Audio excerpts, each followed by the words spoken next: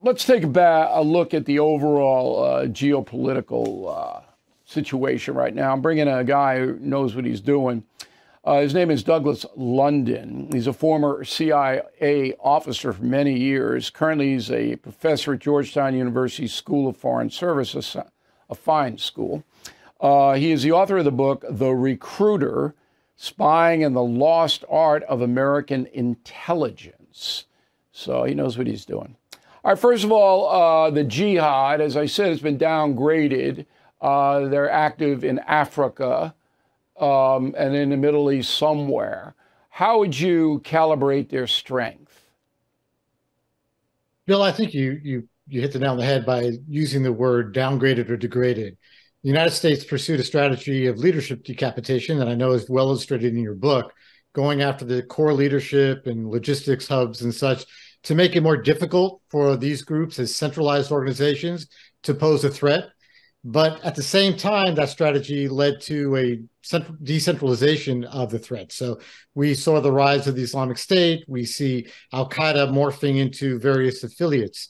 So I think, as you depict correctly, the threat of a 9/11 type attack on the United States is much less than it was and much less than it's ever been. But I think we see the rise in smaller scale attacks by both Islamic State and its affiliates, as well as Al-Qaeda.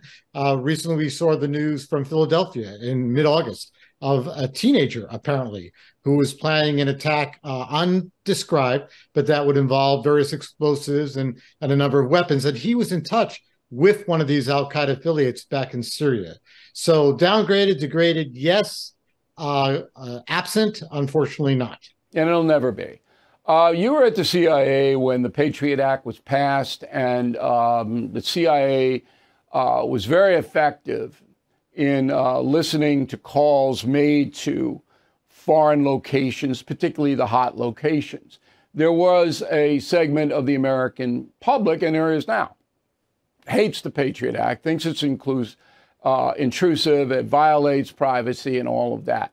But from my research, the ability to monitor through drones and everything else, the communications worldwide among the jihadist core is really what led to a lot of victories over them. Am I wrong?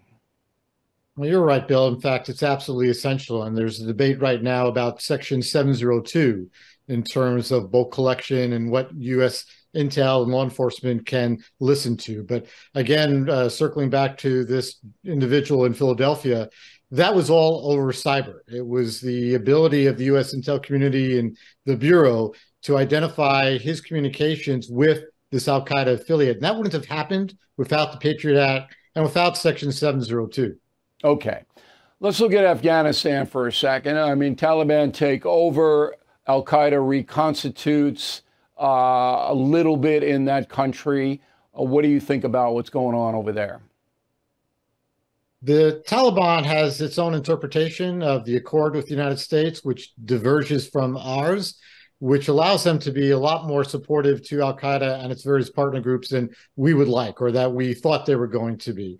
The Taliban provides sanctuary not only to Al-Qaeda, but variously 17 to 23 affiliate groups and partner organizations. And back in the CIA, we looked at partner organizations, even though they weren't necessarily Al-Qaeda franchises. They were Kashmiri militant groups. They were Central Asian groups that cooperated and collaborated with Al-Qaeda.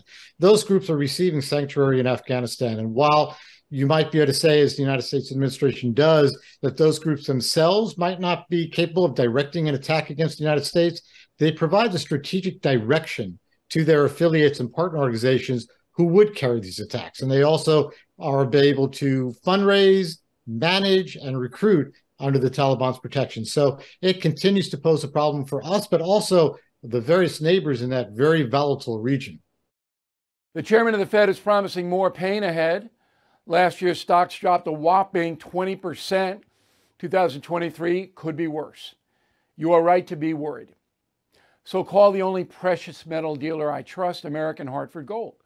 They will show you how to protect your savings and retirement accounts by diversifying your portfolio with physical gold and silver. Since I've been a client and spokesperson, the price of gold has appreciated more than 35%. So please call today, and they'll have physical gold and silver delivered right to your door or put inside your IRA or 401k. They have thousands of satisfied customers and have the highest rating in the country with an A+ rating from the Better Business Bureau. Please tell them Bill O'Reilly sent you, and they will give you up to $5,000 of free silver on your first order. Please call 866-501-5201. That's 866-501-5201, or text BILL to 65532. Again, that's 866-501-5201, or text BILL to 65532.